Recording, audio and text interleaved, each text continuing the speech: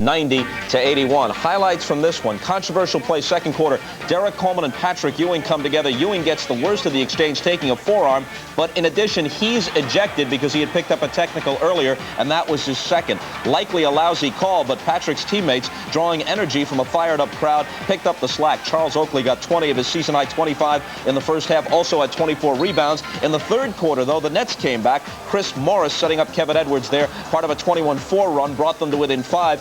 Herb Williams, the backup for Ewing, though, had 11 points. 9 of them came in the second half. Second effort there as he cut down the lane. And so, eventually, the Knicks win it by a score of 90-81. Today, the Nets were held to 29% shooting. On Friday in Game 1, they shot just 37%. They scored 80 in the first game, 81 today. They had 21 field goals today. Since the advent of the 24-second clock, that is the lowest field goal total for a team in a playoff game since 1956. In fact, it's the lowest of all time. The previous record was in 1956 by the old St. Louis Hawks against the Minneapolis Lakers. They made 22 field goals in a playoff game that year. A reminder that following the Bulls and the Cavs, we've got Phoenix and Golden State. The Suns took Game 1 on Friday night.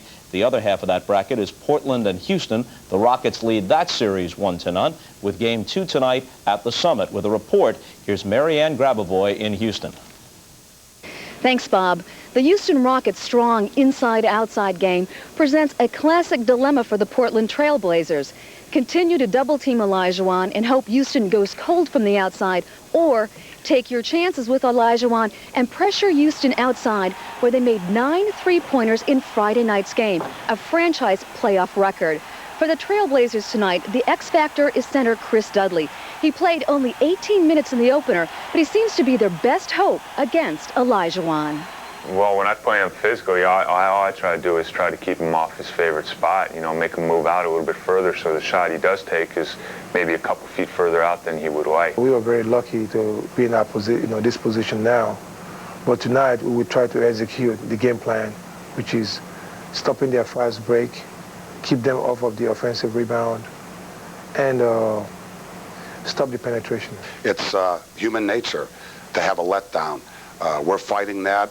We've tried to do everything possible in addressing it. Rudy Tomjanovich knows they have to avoid the physical and mental letdown that can go along with a Game 2.